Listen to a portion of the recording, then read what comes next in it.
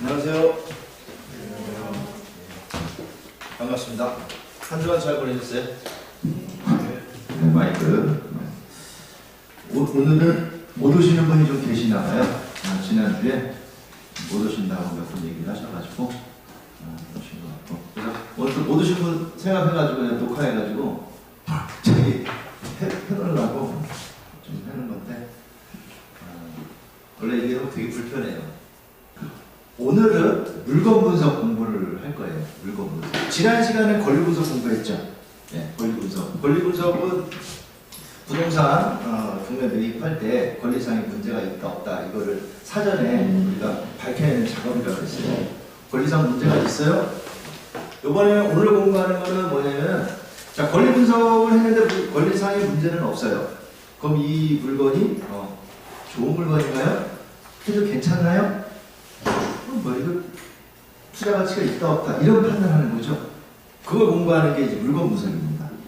그래서 물건 분석은 권리 분석은 지난 시간에 공부했지만 뭐 많은 걸 공부할 필요 없이 그 정도 알려드린 거 있잖아요. 그 정도 공부하시면 돼요. 즉 등기부상에 나타나는 권리 잠깐 한번 정리해 볼게요. 이거 권리 분석을 공부할 때 등기부등본을 본다 했잖아요. 그 등기부등본에 이 권리가 나한테 인수될 거냐 소멸될 것이냐 이걸 공부하는 거 이게 말소기준 권리 공부를 했죠. 그래서 말소기준 권리만 알면 다 말소가 된다 그랬어요. 잠깐 보면 저당권, 근저당권, 압류, 가압류, 담보가 등기, 경매기입 등기 그랬어요. 근데 이거를 몰라도 돼. 몰라도 우리 그 매각물건명세서에 보면은 최선수의 설정 말소기준에 써 있잖아요. 그게 말소기준 권리야. 그래서 말소기준 권리고 자 등기부상에 그럼 이게 말소기준 권리를 포함해서 본인도 소멸하고 그 뒤에 거 다 소멸한다 했죠. 말소기준 권리를 찾는 건 쉬워요.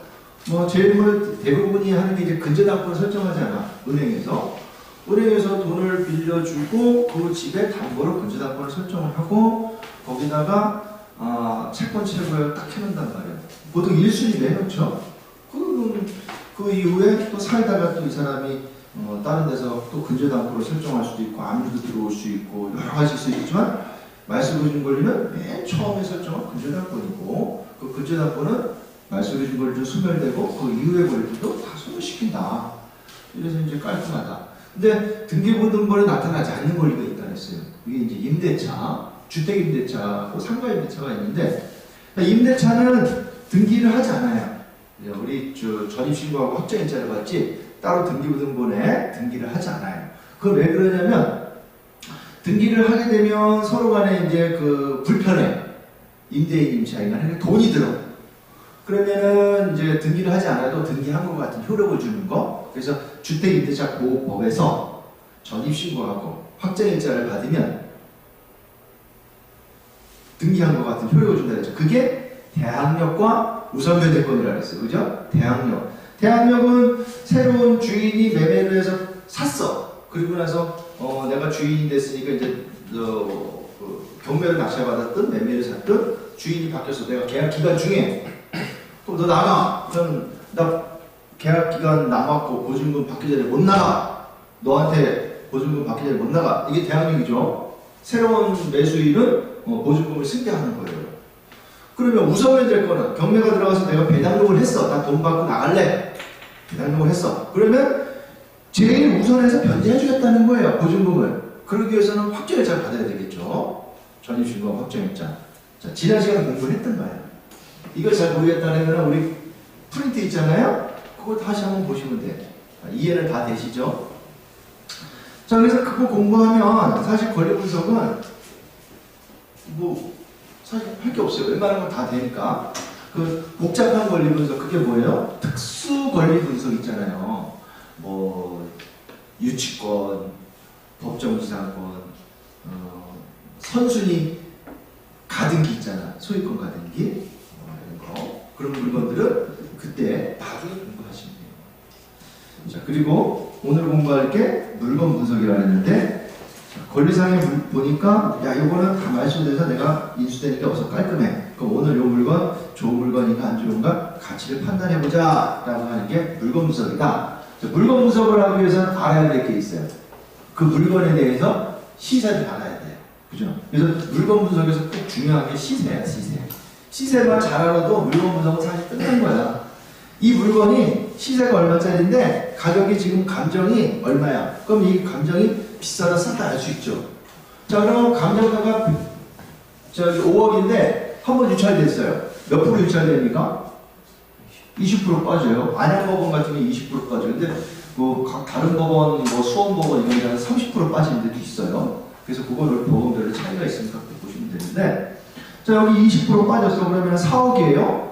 자, 그러면 4억이면 이 시세를 내가 보니까 이거 시세는 4억 5천인데 그러면 이게 최저가가 4억이네? 싸다 비싸다 알 수 있죠. 자, 물건 분석을 여기서 가장 기초적인 게 시세야. 시세를 그럼 어떻게 파악하냐?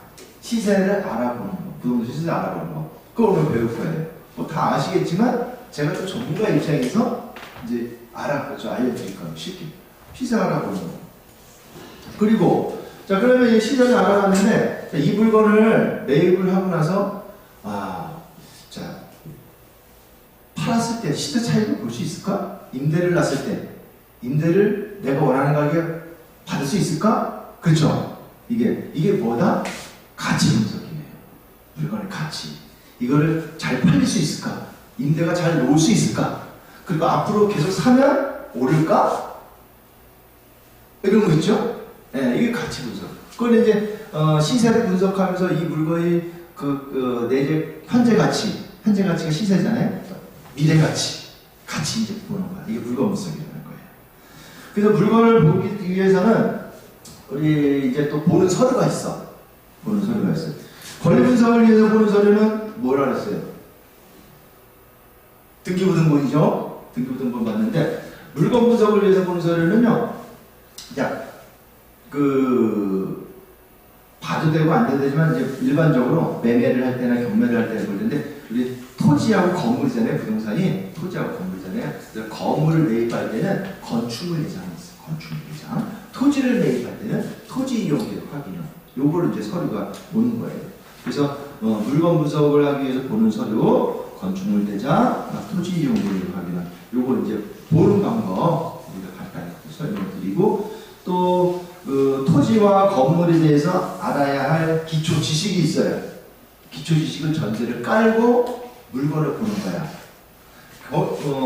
권리 분석할 때 등기부등본을 볼 줄 아는 것처럼, 그죠?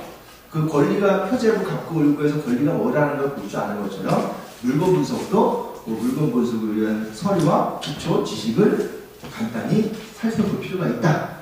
그리고 나서 물건 시세를 알아보고 또 이 시세를 정확한 시세와 물건 가치를 보기 위해서는 현장 조사가 필수야. 현장 가서 시세가 맞는지 그다음에 물건이 누를 육안으로 확인해서 야 물건이 이게 좀 상태가 좋다 안 좋다. 주변에는 좀 매립장도 있고 쓰레기장도 있고 막 혐오시설도 있고 그래가지고 야 와보니까 이거 냄새가 다 안 되겠다. 뭐 이런 거 들 수 있잖아요. 그래서 현장 조사가 꼭 필수란 말이에요. 물건들이.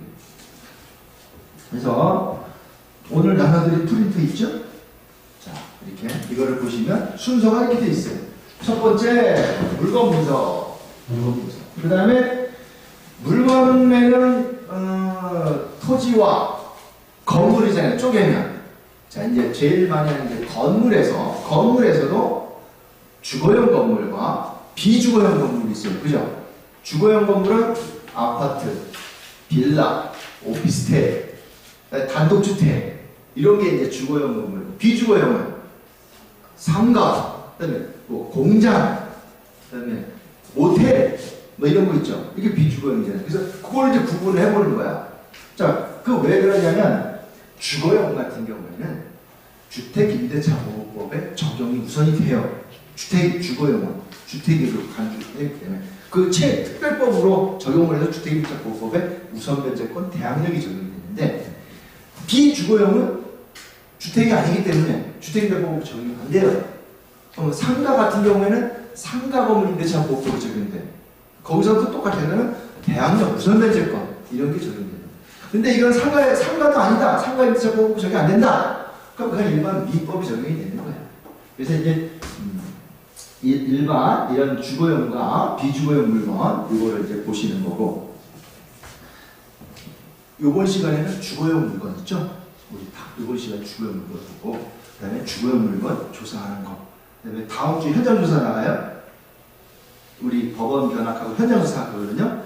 주거용 물건을 볼 거예요. 주거용 물건. 그 다음에 다다음 주 있죠? 다다음 주는 비주거용 물건을 할 거고, 그 공부한 비주거용 물건을 공부하고, 그 다음 주에는 비주거용 물건 공부하고, 현장조사도 비주거용 물건을 현장조사를 할 거예요. 자, 그러면 여러분들이 이제 이게 개념을 이렇게 잡히시면 딱 하시면.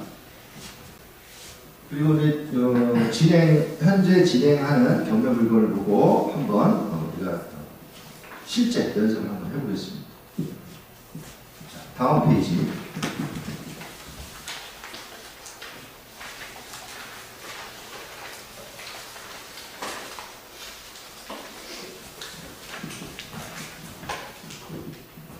물건 분석이란, 물건 분석이 뭐예요?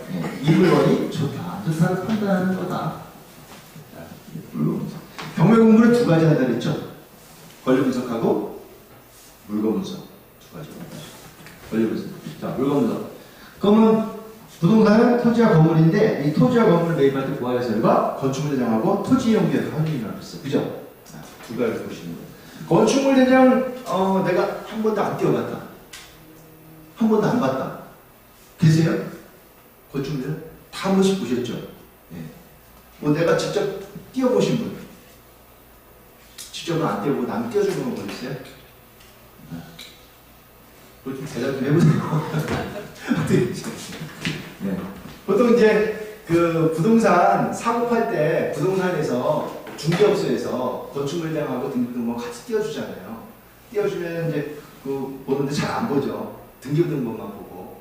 이제 건축물대장을 보는데 내가 직접 뭐 물건에 관심이 있어서 그 물건을 좀 매입을 하고 싶다 하면은 건축물대장을 띄워보세요. 건물 같은 경우. 건축물대장이 어디서 띄냐면 정부24나 그 세운터라고 있어요. 인터넷. 여기 가시면 무료예요. 무료. 열람하는 게 무료로 뛸 수가 있어요. 공짜 좋잖아요. 다. 등기부등본은 근데 돈 내야 돼. 그죠? 등기부등본은 열람용이 700원이고 발급용이 1,000원이야. 이 건축물대장은 건축물대장을 띄워보면 권리관계는 안 나와요. 소유자 이름만 나와요. 소유자. 등기부등본은 거기에서 권리관계 융자 뭐 이렇게 다 나오는데 건축물대장은 현재 소유자만 나와요. 주가 이제 건축물대장은 그 건물에 대한 이력을 적은 거예요. 건물을 새로 지을 때 처음부터 건물이 딱 이게 생기는 게 아니고 그 토지 상태에서 건물을 건축 허가를 받고 그다음에 착공을 하잖아요. 그럼 건물을 이렇게 뼈대를 하고 다 짓고 나서 뭐래요? 건물 사용 승인을 받잖아요. 사용 승인 받으면 그때 건축물대장이 만들어지는 거예요. 건축물대장. 그러면 이 건축물대장이 자, 이 건물의 구조가 뭐고 면적이 뭐고 그죠? 용도가 뭐고 이런 것들이 다 적어져요. 그리고 언제 사용 승인을 받았고 이렇게 너 몇 살이야? 라고 하잖아요. 몇 살이라고 볼 때는 사용 승인을 보는 거예요. 건물 만들어진 거. 사용 승인. 건축물대장이 이렇게 써있어요. 근데 이 건축물대장을 딱 만들어지고 나서 그 다음에 만들어질 게 뭐다? 등기가 되는 거예요. 부동산 등기. 보존 등기가 되는 거. 보존. 최초로 만들어진 게 보존 등기. 그러면 이제 보존 등기 하면서 그 소유자가 나오는 거죠. 근데 이 건축물대장이 만약에 우리가 건축 허가를 받았어요. 자, 나 땅을 하나 사갖고 여기에다가 상가주택을 질래. 상가주택을 질래. 그래서 1층은 상가. 저 동네에서 장사 좀 하기 위해서 내가 상가를 하고 2층은 사무실. 내가 이제 사무실 임대 주고 3층은 내가 써야겠다. 집으로. 해갖고 그렇게 허가를 넣었어. 그럼 1층은 뭐예요? 근린생활시설이라고 그랬죠? 근생, 상가. 2층도 근생, 상가. 3층은 주택. 그렇게 허가를 내서 뭐 이렇게 칠판 안 해도 돼요. 그죠? 다 이해되시죠? 써가지고 허가를 냈는데 자 이제 장사를 건축 허가돼서 건물도 다 졌어. 그리고 자 사용 승인을 받아요. 신고 다 착공 허가를 준공 심의를 받고 그거 와갖고 이제 사용 승인 허가를 해줘요. 그러면은 건축물대장 만들어지고 내가 입주해서 쓸 수가 있어요. 그럼 1층 임대를 넣었어.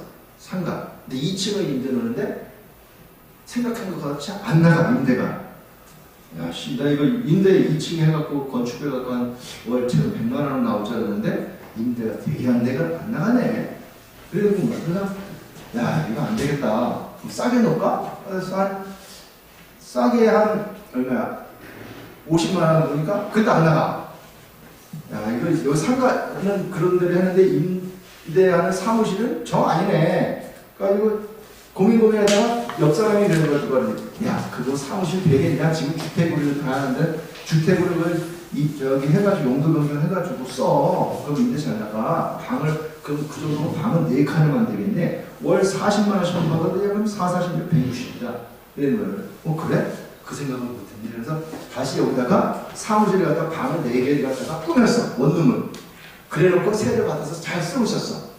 근데 이 사용 승인은 건축, 사무실을 근린생활을 썼다가 지가 이제 무단으로 이제 주택으로 바꿔갖고 쓰는 거죠. 쓰고 있는데 살고 있던 사람이 이제 뭐라 그래요? 그 세입자가 이제 다음에는 전세를 들어오기 때문에 전세.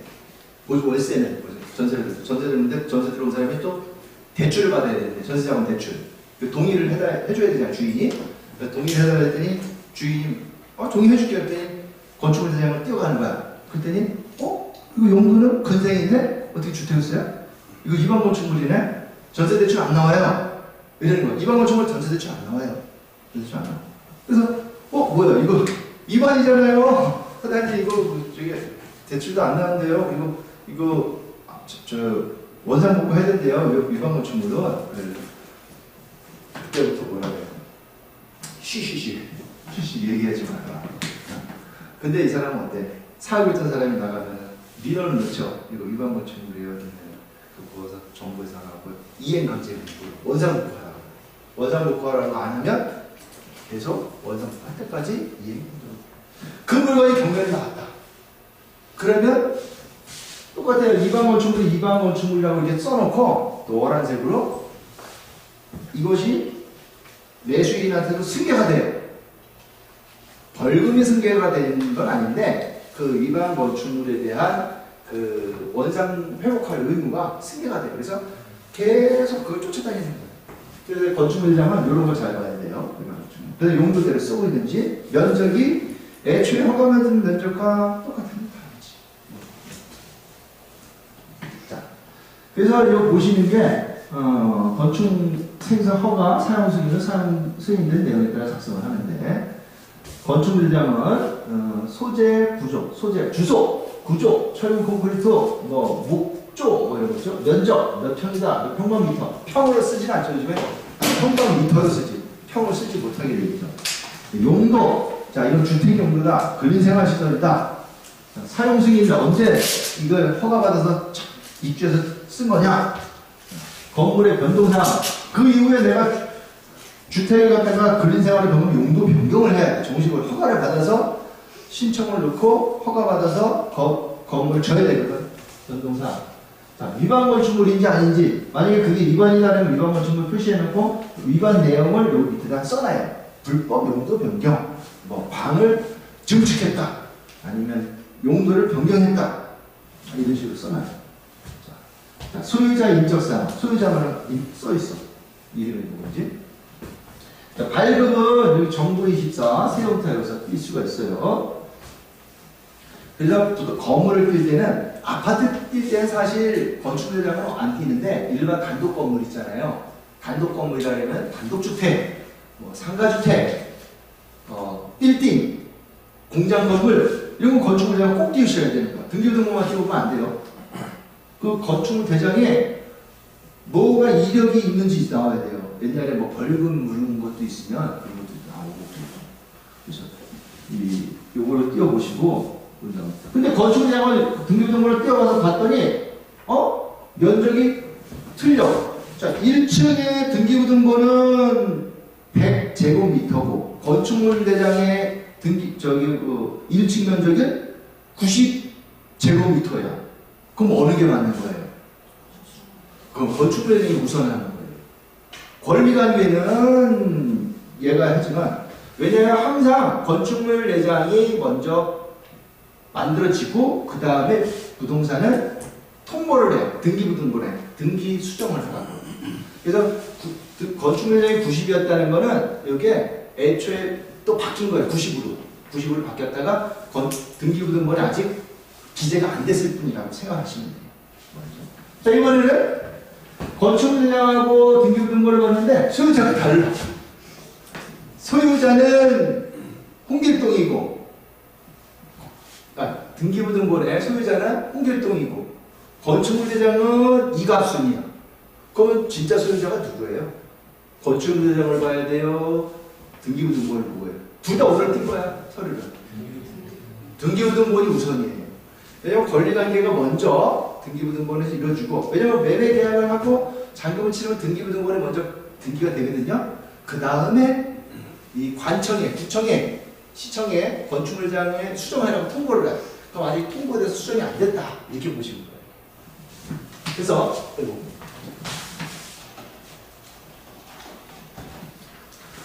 뭐 그런 경우는 거의 없이 있을 수 있어요. 그래서 여러분들은 그럴 때 그렇게 판단하시면 되는 거예요.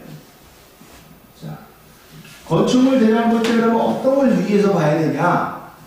유의해서 봐야 되냐? 뭐 이렇게 다 건축물 대장은 생겼어 다. 근데 뭘 보냐면, 자, 내가 250페이지 있지만 이 면적 있죠? 면적을 한 번씩 보시는 거야. 면적을.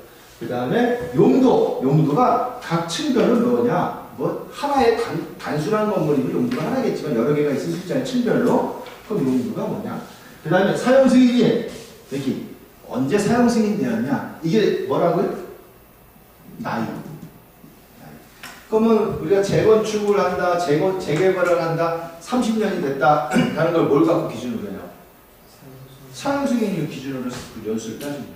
그럼 너 나이 몇 살이냐? 그 다음에 자, 이방 건축물이다 아니다 표시되어 있는 거. 노란색이 표시되어 있냐 안 되냐. 근데 이방 건축물이어도 이렇게 노란색이 표시 안 되는 경우도 있어요. 그건 왜 그래요? 자, 얘는 저기는 건축물 대장에는 2층이 사무실로 되어 있는데 내가 현장 답사를 해보니까 원룸 4강을 쓰고 있는데, 근데 건축물 쪽으니까 이방 건축물이 아니요. 안 써 있어. 그럼 이거 이방 건축물이 아니네? 아니에요? 이방 건축물이에요. 적발이 안 됐을 뿐이야. 적발이 안 돼서 등재가 안 된 거야. 이거는 나중에 적발을 할 수 있어요. 그러면 이 관청에서, 구청에서 이 건물들을 매번 이렇게 돌아다니면서 입안했는지 여부를 찾아볼 수 없잖아요. 직원들이 맨날 바쁘다고 그러는데, 네? 거기서 이런 걸 일일이 찾아보려고 하면 난리 나지. 그리고 어떻게 찾아보냐면 인공위성이 있죠. 위성으로 정기적으로 한 번씩 돌려 위에. 단독주택이나 이런 거 지금 얘가 3층 다가구 주택자인데 위에 옥탑에 뭐 하나 있네? 뭐 하나 저기 증축을 해놨네? 이런 뭐예요? 건축물하고 다르죠? 없던 게 위에 있지? 그럼 이거 위반 건축물 적발되는 거예요. 위성으로 적발되는 거예요. 그 다음에 또 적발되는 이유가 뭘까요? 예? 그렇죠. 민원을 넣어가지고, 민원은 주로 누가 넣을까? 이웃사람. 그래, 맞아요. 이웃사람이 왜 배가 아파? 남이 잘 되면. 나는 구축에서 지금 되게 옛날부터 돈이 없어서 못 짓는데 옆집에 새로 땅 사갖고 집을 새로 짓는데 그 시끄러 죽겠어. 근데 잘 짓는다고 어디 짓나? 했더니 저거 봐라? 저게 아닌데? 이러면은 잘 됐다. 민원 넣어. 그러면은 담당공무원 민원이 오면 안 받을 수가 없어요. 현장 가서 확인하고 처리를 해야 돼. 뭐라고? 잘못됐잖아. 원상복구에 통지를 보낸다고. 원상복구 안 하면 그 이행강제금이라는 걸 불러요. 이행강제금. 법에 나와 있어. 건축법에. 그 이행될 때까지. 그러니까 또 있어. 이웃 사람도 있고 사는 사람. 세입자가 살다가 나가. 기분 나쁘게 해서 나가잖아요. 막 그런 사람 있잖아. 저기 방을 했는데 꼬투리 잡아갖고 이거를 훼손했으니까 보증금에서 까줘줄래? 또 새로 드려야 되는데 날짜 맞춰서 안 빼줘. 돈이 없어서. 돈이 없다고 뺏어나가요. 그래서 한 몇 달 늦었어. 요즘 사람들 짜증나면 뭐라 그래요? 민원 넣어버린다. 그래갖고 많이 걸려요. 그 공무원이 자체가 돌아다니면서 확인하는 경우가 없어요. 근데 우리나라에 이런 이방건축물이 많을까요? 적을까요? 많겠죠. 왜 그럴 것 같아요? 그러니까 안 걸리는 게 많으니까. 안 걸려도 그런 거예요. 걸리더라도 내가 벌어들인 수익이 크면 걸려 이행건축물 내봐야 얼마 되겠어. 이런 경우가 많아요. 그리고 이런 이방건축물이 많은 경우가 제일 많은 게 상가주택, 그 다음에 단독주택. 단독주택을 원래 한 가구 3층을 졌다고 쳐봐요. 허가를. 근데 1층에 한 가구, 2층에 한 가구 이렇게 했는데 이거를 막 2가구, 3가구씩 쪼개갖고 이렇게 방을 세를 주는 거죠. 그것도 불법 용도 변경이에요. 그래서 그런 경우가 제일 많아요. 왜? 수익을 많이 얻기 위해서. 그래서 그런 주택들이 많은 지역들이 이방건축물이 많아요. 어디가 많을까요? 평촌? 평촌은 없어. 신도시는 죄다 아파트잖아요. 상가주택 많은 데는 저기 학원관이 있겠다. 근데 거기도 그렇게 많지는 않아. 크지가 않아요. 제일 많은 데 안산 있죠? 안산 이런 데 무지하게 많아요. 그 다음에 저 수원, 그 단독주택 상가주택 되게 많잖아요. 그럼 서울에서도 어디가 많을까요? 그런 데는 단독주택하고 많은데 관악구, 저쪽에 그 강서구 이런 데 있잖아요. 강남? 강남은 없어. 그런 데가 많아. 그러면 이게 걸리면 이행강제금을 무는데 안 되면 이제 저기 하는데 나중에 예전에는 그걸 해줬어요. 그 위반 면적이 84제곱미터 이하일 경우 주택은 이행강제금은 한 5회 이상 5회까지만 내고 그다음부터는 안 물었어요. 그러니까 5번만 참으면은 무마해 주는 거야. 이걸. 근데 그거 없어져 버렸어요. 그래서 그거 이제 계속 내라고 해요.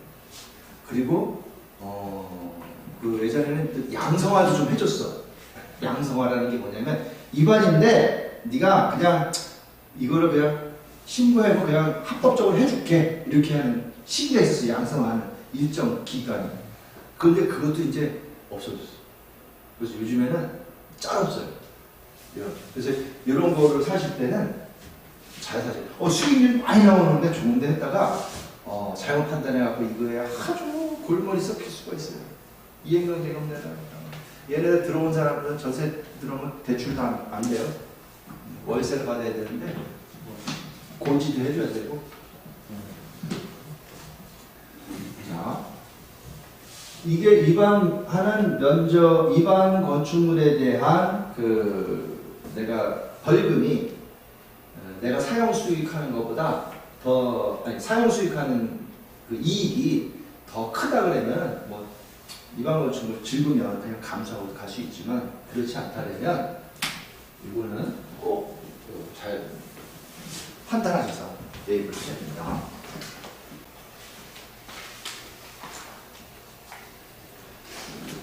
토지 연계 관련 보겠습니다. 지금 건물을 매입할 때 봐야 되는 서류가 건축물에 나갔어요. 그럼 토지를 매입을 한다 할 때 봐야 되는 서류가 토지 이용 계획 확인. 토지 이용 계획은 한 번도 안 보신 분 계세요? 안 보셨어요? 이번에 좀 손을 드셨네. 네, 토지는 잘 거래를 안 하시잖아요, 그렇죠? 일반적으로 토지는 우리 시내는 거의 없어요, 그죠? 건물이 없는 토지를 나대지라고 해요. 나대지. 주로 이제 약간 외곽에 시골이라고 그러죠. 그런데 그런 쪽에 토지를 매입하려고 할 때 임야나 전이나 토지를 매입하려고 할 때 보지만 여기 같은 경우에는 대부분 도심지에서는 건물이기 때문에 토지 연계로는 잘 안 뛰는데 그래도 단독주택이나 단독 건물을 뛰실 때도요 토지 있는 거 같이 뛰는 거예요. 왜냐면 그 건물을 깔고 앉은 토지가 우리나라 토지는 용도가 다 다르거든요. 이게 지목도 또 다 다르고요. 지목은 여기 말 그대로 이거를 대지가 있고 집을 지을 수 있는 땅이고, 여기는 전이 있다면 여기 농사를 짓는 땅이고, 다 지목이 다 달라요. 대지, 전, 그 다음에 잡종지, 주차장이지만 주차장 주 이렇게. 그 다음에 또 그 지목도 있고 용도 지역이 또 달라. 이 땅은 건물을 지을 수 있는 땅, 요거는 주택을 지을 수 있는 땅. 그럼 요거는 건물을 못 짓고 농사만 짓는 땅. 그럼 주거지역, 그다음에 상업지역, 그 다음에 농림지역, 이렇게 용도지역이 다 있어요. 그게 어디에 나와 있냐면 토지용역 확인에 나와 있거든. 그리고 이런 식인데 이 토지에 대해서 또 규제를 하는 경우가 있어요. 토지 규제를 하는 경우가 있어요. 자, 평택에 삼성전자 반도체가 들어온대요. 갑자기 동네에서 논바닥이 있는데 거기다가. 그러니까 하루아침에 자고 나니까 뭐가 돼요? 그 동네 사람들은 경사 같지? 내가 평소에 조사만 잘못했나 보다, 이게 농사만 짓지 말고 좀 이제 좀 잘 살라는 뜻인가 보다 하고 막 경사났어. 그러니까 이제 갑자기 땅이 한 10,000원짜리가 10만 원이 되고 20만 원이 되는 거야. 그 땅이가. 그러니까 어때요? 외지에서 땅을 막 살라고 온단 말이야. 돌 앞으로 계속 올라갈 거니까 싸게 살라고. 싸게 살라니까 외지에서 뭐야? 이게 투자예요? 투기예요? 예? 아니 이 투자인지 투기인지 그러지만 실수요 목적은 아니고, 아니 농사를 지으려고 하는 게 아니고 이거는 뭐예요? 투기잖아. 그러니까 이제 정부에서는 이거 안 되겠다 해서 묶어둔단 말이야. 뭘 묶어둬요?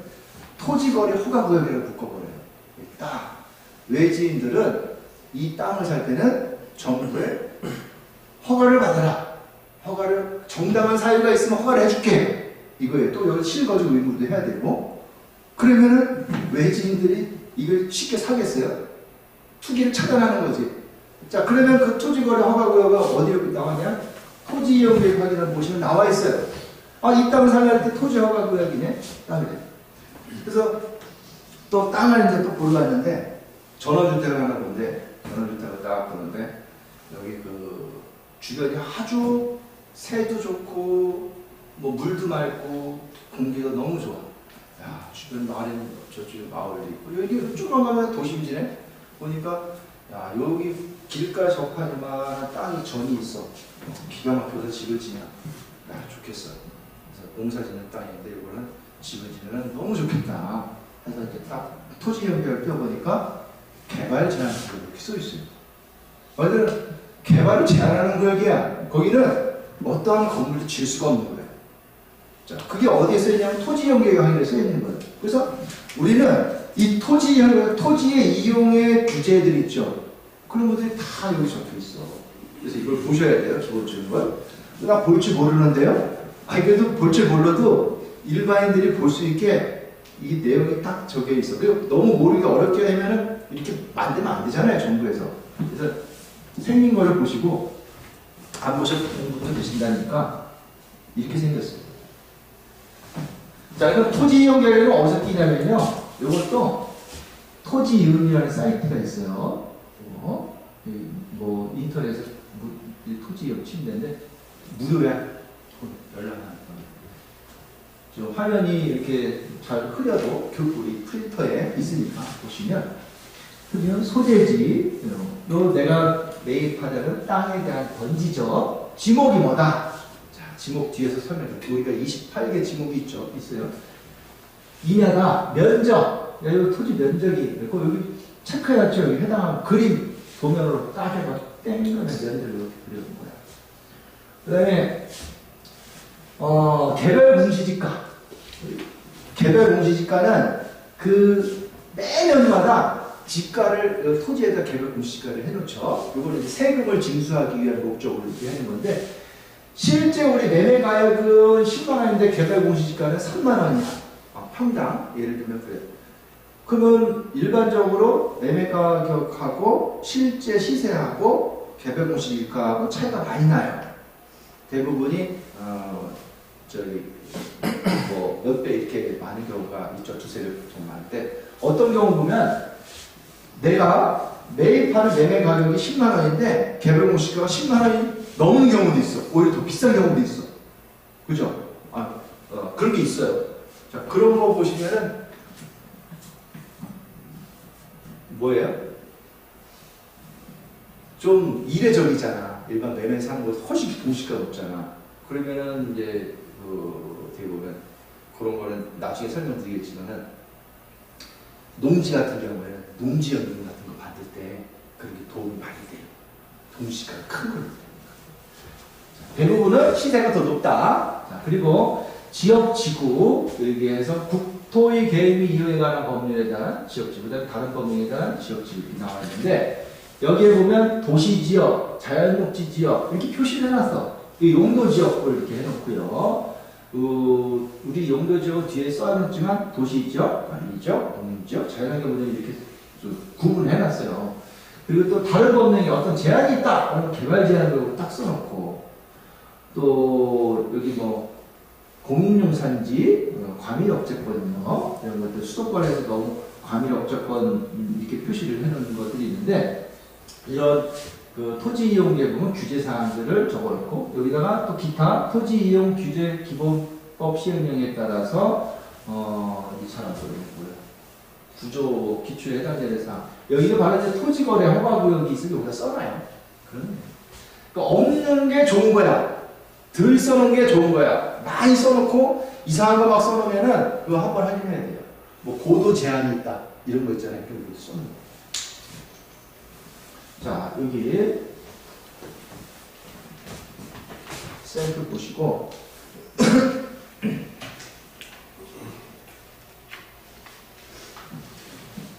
용도 지역과 건폐율, 용적률 이걸 보면 토지용 계획 보니까 아까 뭐 주거 지역 이런 거 있었잖아요. 그 용도 지역이 있는데 쪼개요. 그래서 이렇게 쪼개놨어요. 자, 내 사용도 국토의 계획이 이용에 관한 법률이라고 해서 그거는 이제 줄여서 국계법 이렇게 표현을 하고요. 거기에 네 가지 용도가 도시지역, 관리지역, 농지역, 자연환경 노동지역이 나왔는데 시행령에서는 요거를 용도를 21개로 쪼갰다. 도시지역만 갖고 보더라도 도시지역 같은 경우에는 주거지역, 상업지역, 공업지역, 녹지지역 이렇게 구분해놨다. 그러니까 주거지역만 해도 또 쪼갰어. 1종 전용 주거, 2종 전용 1종 일반, 2종 일반, 3종 일반, 준주거 이렇게 쪼갰어요. 주거지역. 또 상업지역에서도 중심지역, 상업지역, 일반, 건립, 유통, 공업지역도 전용, 일반, 중, 녹지지역도 보전, 생산, 자연 이렇게 쪼개요. 관리지역도 보전, 생산, 계획 이렇게 쪼개요. 자, 이 용도 지역을 쪼개는 거는 주 건축물을 짓는 게 뭘 짓냐 이거야. 여기는 전용 1종 단독주택을 주로 짓기 위해서 주거지역이고 여기는 2종은 다세대 여기는 이렇게 표시를 해놨는데 중요한 건 건폐율과 용적률이에요. 건폐율이 뭐냐면 내가 이 100평짜리 땅을 샀을 때에 이 바닥 면적 몇 평까지 내가 건물을 지을 수 있겠냐. 그죠? 그러면 건폐율이 50%다 할 때는 100평이면 바닥 면적 50평까지만 지을 수 있다는 거죠. 50평까지. 그러면 용적률은 뭐냐면 총 그러면 내가 이 대지 면적 대비해서 몇 평까지 건물을 지을 수 있겠냐.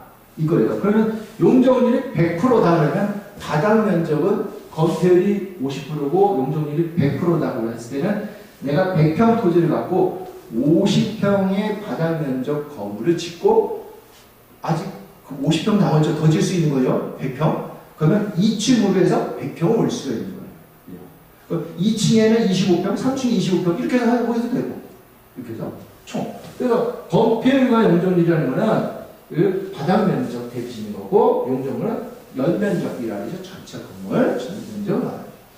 그러면 이 용도 지역마다 건폐율과 용적률이 다 달라. 자, 보면 주거지역 50 건폐율 쭉 올라가. 준주거지역 70. 상업지역도 있는데 중심 일반 유통 상업지역 90. 여기 80, 70, 90. 쭉 있어. 공업지역 70. 자, 우리 보통 이제 또 우리 땅 살 때, 임야 보통 살 때 관리지역 바이트 선호하는데 관리지역 보전이 20%, 생산이 20%, 건폐율이 계획관리가 40%. 그러면 건폐율이 이렇게 높을수록 좋은 거죠. 내가 똑같은 땅을 사더라도 막 활용할 수 있는 범위가 높잖아요. 그리고 용적률이 여기는 많은 게 좋죠. 여기 1100kg까지 900에서. 용적률이 이건 뭐 50% 된다. 그러면은 조금밖에 못 짓는 거잖아. 그럴수록 자 건폐율과 용적률이 높을수록 땅의 가치가 높다. 높다는 거는 그만큼 가격이 높다는 얘기예요. 우리 같은 가격을 사더라도 주거지역 땅과 상업지역 땅은 가격 차이가 나는 게 이 건폐율과 용적률이 가격 차이가 높아서.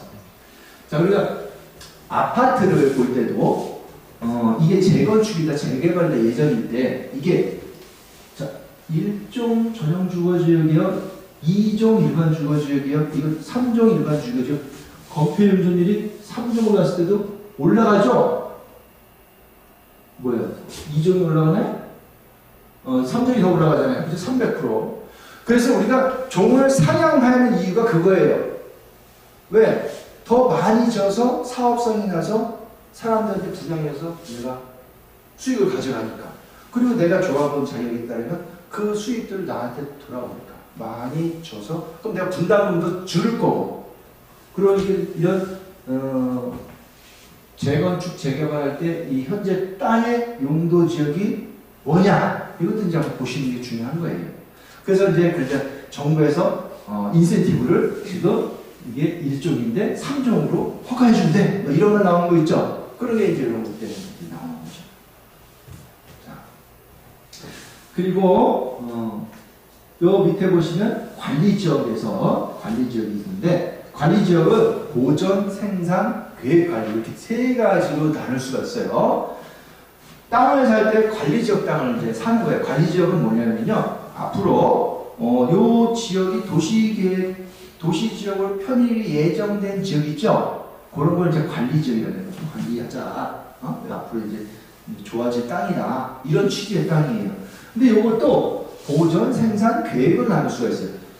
느낌이 어때요? 보전? 요거는 관리를 많이 되면 보전 목적이 강한 거고, 생산은 일단 생산에 하는 목적이 강한 거고, 계획 관리는 이제 준비 땅하고 있는 애들이에요, 얘네들이. 그렇기 때문에 얘네들이 건폐율이 제일 높아요. 다른 데는 20%인데 이거는 건폐율이 40%예요. 계획 관리가. 그리고 용적률도 최대 100% 높아요.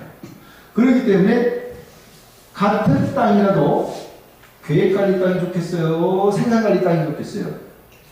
당연히 계획관리 땅이 좋은 거죠. 이게 활용 가치가 높고 그래서 비싸요. 그래서 여러분들 관리지역 사면 보존관리 사지 마시고 계획관리 땅을 사시면 돼요. 그러면 여기 건폐율 용적률 뭐 설명드린 거니까 뭐 이해는 되실 거고요. 여기 보시면 되고. 자, 우리 또 이제 상식적으로 단독주택 과 이제 공동주택을 구분해 볼 필요가 있는데, 공동주택은 뭐냐면요, 여기 있는 대로 아파트 5층 이상인 거 있죠? 건물이 5층인 거 아파트다. 연립 이거는 4층 이하, 연 면적이 660제곱미터. 연 면적은 전체 다 합친 면적 건물의 60이다. 다세대 요 4층 이하 이건 660 이하, 연립은 660 이상. 요걸 기준으로 연립과 다세대라는 걸 구분을 해요. 자, 공동주택, 또 기숙사도 이제 그 공동주택으로 들어가는데, 이거는 뭐 우리가 실무에서 거의 거래할 일은 거의 없어요. 자, 단독주택은요, 일반 단독주택에서 그냥 나 혼자 그 살기 위해서 단독주택을 지은 거죠. 말 그대로 단독주택이에요. 또 이제 다중주택, 다가구주택 이게 해보는데, 뭐 다중주택도 어떤 원룸식으로 이렇게 많이 이렇게 져가지고 했는데, 이런 거는 별로 많지 않고 주로 이제 다가구주택인데, 이거는 세대를 좀 가구를 쪼갠 거지. 이렇게 건축물이랑 단독주택으로 되어 있는데 1층에 뭐 2가구, 2층에 2가구 이렇게 해가지고 101호, 102호, 201호, 202호 이렇게 쪼개가지고 세를 넣는 거예요. 그렇다고 이거는 공동주택이 아니에요. 건축물에서 하나의 단독주택인데 거기다 호수만 똑같아요. 호수만 이제 붙여가지고 건축물 대장을 띄거나 등기부등본을 띄면은 하나의 건물로 나와요. 다가구주택은 하나의 건물로 나와요. 근데 공동주택 아파트 열리는 호수를 띄면은 개별로 나오는 거죠. 자, 다가구주택. 주택임대차보호법에서 내가 이 연립 흔히들 그냥 이제 우리 통틀어서 연립 다세대를 쉽게 빌라라고 얘기하잖아요. 빌라, 통칭 빌라. 이런 빌라를 임대를 하고 전입신고를 할 때 그 해당 호수 정확히 기재를 해야 돼요. 그래야지 대항력과 우선변제권이 생겨요. 다가구주택은 하나의 단독주택에서 1층의 호수만 다른 거죠. 뭐 101호, 102호, 201호, 202호. 실층에 사는 건 내가 101호에 사는데 내가 지하 101호로 신고를 했다. 그 호수는 달라도 상관은 없어요. 이거는 주소만 일치하면 돼. 다가구주택은 하나의 주택이기 때문에 건물이. 공동주택은 이런 개별 호수하고 등기부상의 면적하고 일치해야 된다. 일치. 그 얘기를 위해서 드립니다.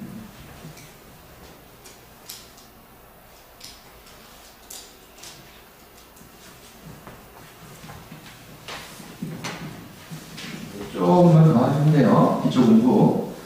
토지를 공부할 때, 토지를 내입을 할 때 지목이라는 게 있었어요.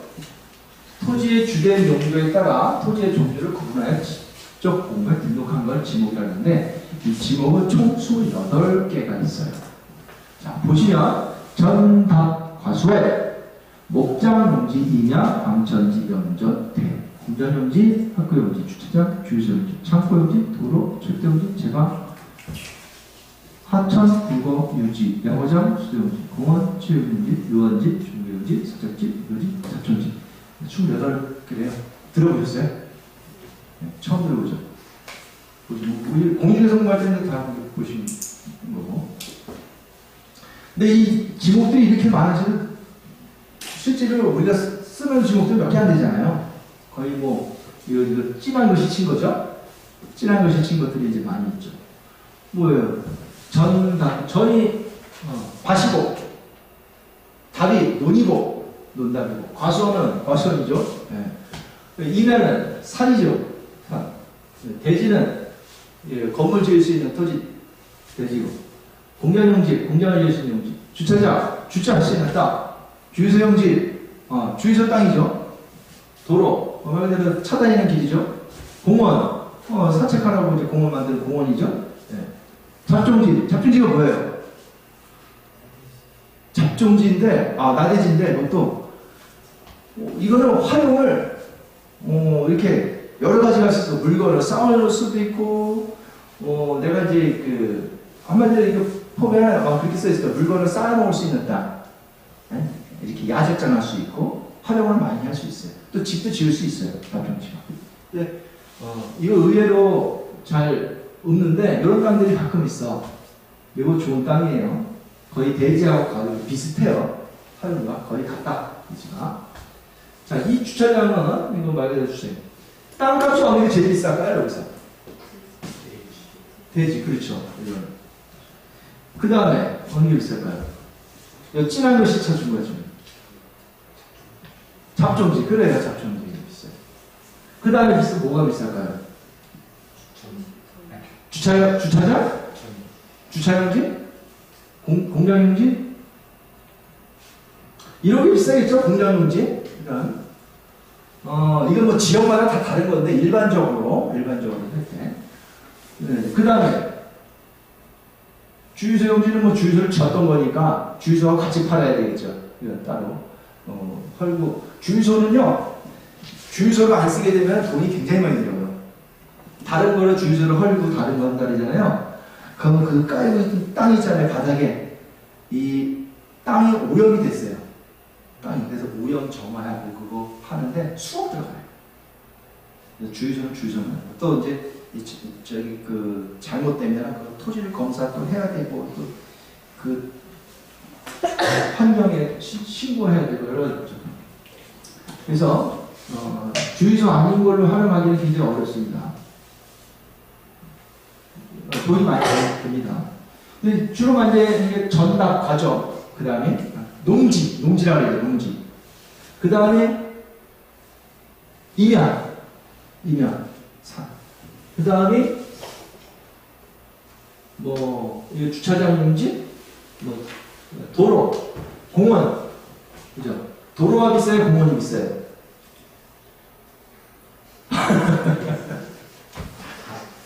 그래 보니까 도로가 더 비싸. 공원은 보여요. 말 그대로 그냥 죽을 때까지 공원만 해야 돼. 쓸 수가 없어.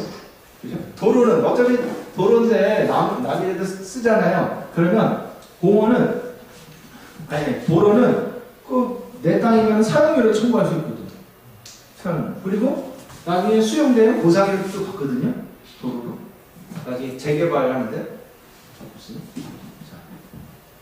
그래서 지목들이 이렇게 많은데 땅의 활용 가치가 높고 그럴수록 아까 활용 가치는 주로 건폐율하고 누리죠. 거기에 따라서 가격이 높아지는 게 일반적이고 또 많은 투기 제한하기 위해서 또 공공의 이익을 위해서 규제를 하는 경우들이 있다. 이렇게. 그러면 토지용계획에는 이렇게 적어놓습니다. 이런 지목을 농지와 임야를 이제 많이들 하시는데 대지적으로 다 하니까 나대지는 거 사시면 되는데 농지와 임야를 이제 취득할 때 농지를 한번 보면요. 농지가 뭐냐면 전답과예요. 전답과를 농지라고 해요. 이 농지를 보면 그 토지 이용 계획 확인을 딱 띄워보면요. 이게 농지가 이렇게 돼 있어요. 농업진흥지역에 있는 땅이 있고 농업진흥지역 아닌 땅이 있어요. 그건 뭐냐면 예전에 절대농지라고 들어보셨어요? 절대농지, 상대농지. 시골 가시면 이 논이 있는데 논이 이렇게 우리 바둑판 같이 딱 이렇게 정리를 해놨어요. 경지 정리해놓고 있어요. 그거는 대부분 거의 100%가 뭐예요? 절대농지예요. 그걸 지금 좀 유식한 말로 지금 절대농지라는 말이 없어졌고 농업진흥지역, 농업진흥지역이다. 농업진흥지역 땅이다. 그 말 그대로 이거는 농사만 짓는 땅이에요. 그건 개발이 안 돼. 이미 딱 해놓은 거야. 그래서 그 외 토지연결 보면 그게 농업진흥지역, 즉 절대농지면은 이렇게 써놔요. 뭐라고? 농업진흥구역 이렇게 써놔. 근데 아무것도 안 써놨어. 이거는 그럼 상대농지예요. 농업진흥지역이 아닌 땅이라는 거예요. 아니라는 거예요. 그래서 농업진흥지역과 아닌 거는 뭔 차이냐면 농업진흥지역인 건 농사만 짓는 땅이다. 이거 개발이 어렵다. 농업진흥지역 아닌 거는 개발이 좀 가능한 땅이다. 이렇게 보시면 돼요. 그래서 농업진흥지역에 있는 땅 사면 안 좋겠죠. 있으면 같은 농지라도. 그리고 임야 밑에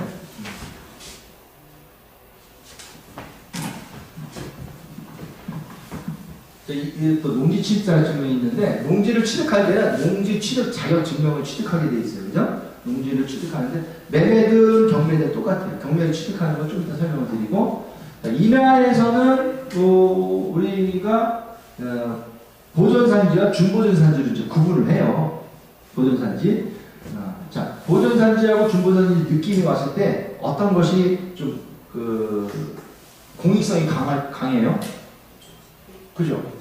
왜 보존해야 되는 산지니까 보존산지 공익성이 좀 강하고 준보존산지는 아무래도 보존산지보다는 뭐예요? 개발행위나 이런 것들이 덜 제한을 한다. 그래서 보존산지에는 이범용 산지와 공인용 산지를 이렇게 구분을 해보는데 이런 보존의 목적이 좀 강하고 준보존산지는 보존산지 아닌 걸 준보존산지라는데 개발이 가능한 거다. 그래서 이것도 토지이용계획을 보면요, 보존산지 같은 경우에는 공인용 산지, 공인용 산지라고 써 있어요. 토지이용계획이 하는데 이범용 산지, 공인용 산지 이렇게 써놨어요. 그리고 준보존산지는 안 써놓습니다. 공인용 산지, 이범용 산지 이런 걸 안 써놔요. 그래서 안 써놓은 게 좋은 거다. 자, 이번에 농지 취득 자격증명을 잠깐 설명을 좀 드릴게요. 농지 취득 자격증명은요, 농지를 취득할 때 농지가 전, 답, 과 요걸 취득하는데 요걸 취득할 때 정부에서 농지 취득 자격 증명을 제출하라고 해요. 경매로 농지를 취득했더라도 농지 취득 자격 증명을 제출하시오라고 하는데 그 제출하지 못하면요 보증금을 몰수합니다. 보증금을 몰수하는데 일주일 내에 제출해야 돼요. 보통 여기 우리 농지를 하나 볼까요? 전을 한번 볼까? 경기도 쪽에 아무거나 하나 좀 봅시다. 오가면에도 농지가 하나 있네? 초평동? 여기는 저기 그 공공주택지구네. 내 토지네요. 이게 이렇게 되어 있는 토지네. 이 토지가 경매가 나왔어요. 토지행거 확인을 보는 거예요. 토지행거 확인을 보면요.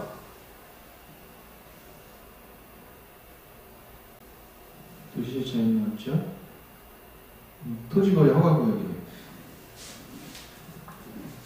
토지거래 허가구역은 경매에서는 예외예요. 토지거래 허가를 안 받아도 돼요.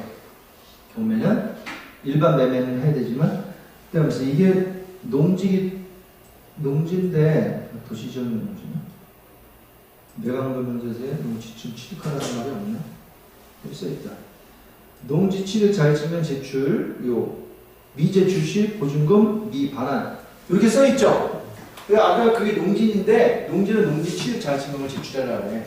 제출하지 못하면 보증금은 네가 입찰한 보증금을 몰수한다. 그걸 언제까지 제출해야 되냐면요 일주일 이내에 제출을 해야 됩니다. 자 여기 다시 와서 여기 그리고 관외지역 매수인은 그 내가 타지역 매수인 있죠. 타지역 매수인은 이 농지를 취득할 때는 농지위원회 심의를 받아요. 제가 우리 동네 사람이 아니고 여기 저기서 외지인 사람이 어디 서울 사람이 와갖고 우리 동네 땅을 매입하게 되면 야 이거 좀 이상하다. 이거 농지위원회를 심의를 열어갖고 제한테 농지증을 허가해줄 거냐 말 거냐 이걸 하거든요. 농지위원회는 보통 그 농지에 대해서 좀 잘 알고 있는 전문가, 그 다음에 그 동네는 마을 이장, 이런 사람들이 이제 같이 해서 2주에 한 번씩 이제 그 농지위원회가 열려요. 그런데 내가 낙찰 딱 받았어. 근데 농지증을 일주일 내에 제출하래. 근데 나는 타지에 있어.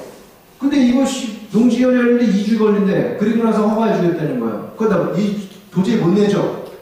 못 내잖아. 그럼 나 보증금 몰수되잖아요. 그러면은 나 이거 입찰 못하네.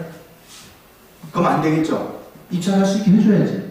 그러면 어떤 방법으로 해야 되냐면 요 농지 취득 자격증을 신청을요 2주 전에 입찰하기 전에 미리 신청해도 돼. 미리 신청하는 거야. 어떻게 신청하냐면 그 관할 면사무소 있죠. 면사무소 가서 산업계 농지 취득 자격 담당자한테 문의를 해요. 전화를 하시든지 방문하시든지. 제가 요 집원을 얘기해서 요것이 경매를 나왔는데 제가 매수를 하려는 농지 취득 자격증명을 신청을 하려고 합니다. 네? 그러면 그 기간이 언제 정도 걸릴까요? 미리 물어봐. 그러면 농지는 저기 14일 한 20일 정도 걸릴 수 있겠는데 미리 생각해갖고 미리 신청을 해놓는 거예요. 그럼 신청은 어떻게 하냐면요. 우리 교재에도 있지만 그 신청서를 거기 가서 쓰면 돼요. 써갖고 신분증 가지고 신청서 써갖고 돼. 우리 교재에 있는 양식이 있어요. 거기서 알려줘. 모르면 써놓으면 이제 그게 허가가 나왔다. 그럼 입찰하시면 돼요. 안전하게. 만약에 낙찰을 못 받았다. 그거 끝나는 거야 그냥. 낙찰 받으면 찾아오면 되고. 일주일에. 예전에는 원래 이게 농지위원회가 없었고요. 농지를 신청하면 한 이틀, 3일 내에 해주게 돼 있어요. 근데 워낙 농지를 갖고 투기를 하는 게 많이 생겨가지고 여기 농지법을 강화를 했어요. 농지. 그래서 이걸 모르시고 또 안 하시는 분들이 생기면 안 되니까 언제라고요? 미리 신청한다. 14일이면 14일 미리 물어보고 최소 14일 전에 신청한다. 그럼 되죠. 그 좋은 땅이 있으면 하세요. 웬만하면 다 농지지는 나와요. 안 나오는 경우가 어떤 경우가 안 나오냐면 농지인데 실제로 농지인데 얘가 아니 지목은 농지인데 농지를 쓰지 않아. 전인데 갔더니 그 지상에 가거물을 하나 줘놓고 살고 있더라. 농지 일부에다가. 아니면 실제로 농지인데 내가 장사하면서 이 주차장으로 쓰고 있더라. 이러면요, 요거는 원상 회복을 해야 되고 농지증이 안 나올 수가 있어요. 그래서 그것도 미리 담당자한테 물어보시는 거예요. 그러면 담당자가 현황조사를 나가요. 이거는 나가서 이게 실제 농지로 쓰고 있는지를 조사를 하고 아니면 이거는 원상 복구해라. 아니면 이거 농지 지증 못 내준다.